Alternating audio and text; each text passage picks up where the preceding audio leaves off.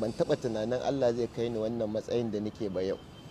So in na duba baya daga inda muka taso, daga iyayena, yayuna, daga inda muka taso, ba zan ɓoye ma ba ƙaramin faɗi ka tashi muka yi ba ko ba ka ba. So shi yasa duk wani lokaci da na ga irin wannan mutanen suke irin wannan halin, abin na bala'in taɓa ni sosai, da dole in na tuna inda mu ma muka fara ko kuma inda iyayena suka fara da inda na taso.